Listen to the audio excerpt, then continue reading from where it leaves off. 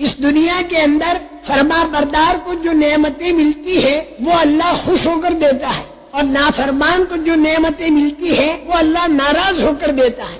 آپ کو تعجب ہوگا کہ نافرمان کو نعمت ناراض ہو کر دی جاتی ہے۔ جی ہاں، آپ بھی کبھی کبھی ایسا کرتے ہیں۔ چوہے آپ کے گھر کے اندر بہت ہو گئے، آپ کا کھانا، آپ کا بستر، آپ کی کتابیں وہ کھا جاتے ہیں، تو آپ چاروں طرف چوہوں کے پنجرے پھیلا دیتے ہیں اور اس کے اندر گھی والی روٹی آپ رکھ دیتے ہیں۔ تو یہ چوہے کے پنجرے میں جو آپ نے نعمت رکھی، یہ آپ نے اس کو گرفتار کرنے کے لیے رکھی ہے، خوش ہو کر نہیں رکھی، ناراض ہو کر رکھی اس کو گرفتار کرنے کے لیے۔ اب چوہا آیا اور اس نے دیکھا کہ چاروں طرف نعمتیں ہیں۔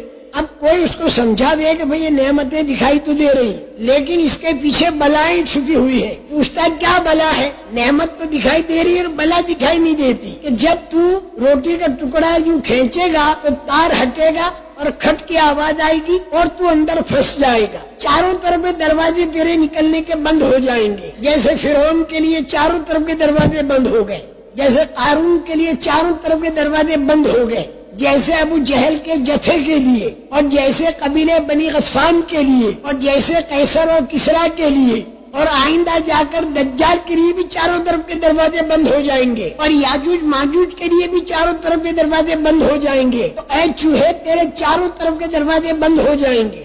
پھر کیا ہوگا؟ پھر یہ ہوگا کہ صبح کے وقت میں لڑکے آئیں گے چھوٹے چھوٹے، اور سوئے لا کر تجھے گھونپیں گے، عورتیں لائیں گی، پرائمس کا چولہا لائیں گی، اس کے اوپر گرم پانی کریں گی، تیرے اوپر ڈالیں گی، تھوڑی دیر میں تو مر جائے گا، تیرے کو باہر پھینکیں گے، بلی آئے گی اور کھائے گی۔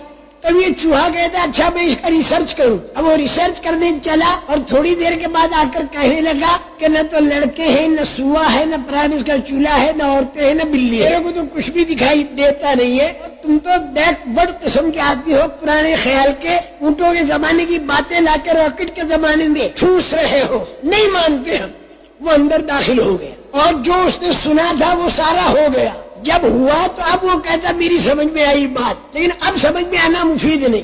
نافرمان کو نعمتیں دینا ایسا ہوگا جیسے چوہے کے پنجرے کی نعمت، اور فرما بردار کو اللہ اگر کوئی نعمت دے تو وہ ایسا ہوگا جیسے طوطے کے پنجرے کی نعمت۔ طوطے کے پنجرے میں نعمت دی جاتی ہے خوش ہو کر اور دل بہلایا جاتا ہے۔ اللہ پاک قرآن پاک میں نافرمان کی نعمت کے بارے میں خبر دیتے ہیں کہ ہم نے دروازے کھول دیے، اور فرما بردار کی نعمت کے بارے میں اللہ خبر دیتے ہیں کہ ہم نے برکتیں کھول دی۔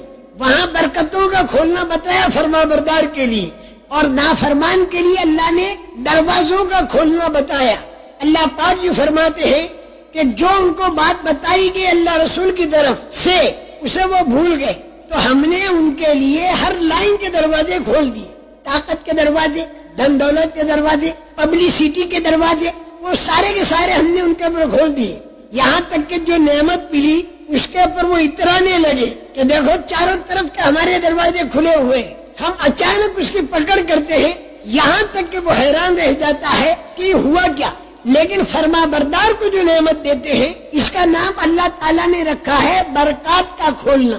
اگر بستیوں والے ایمان والے بن جائیں اور تقوی والے بن جائیں تو اللہ تعالیٰ یہ فرماتے ہیں کہ ہم ان کے لیے برکت کھولتے ہیں، آسمان سے بھی اور زمین سے بھی۔ میرے محترم دوستو، برکت کے اندر تین باتیں ہوتی ہیں۔ کبھی تو اللہ پاک آمدنی بڑھا دیتا ہے اور کبھی اللہ پاک آمدنی نہیں بڑھاتا، آمدنی تو اتنی ہی رہتی ہے، لیکن اللہ تعالیٰ اس میں کام سارے بنا دیتا ہے۔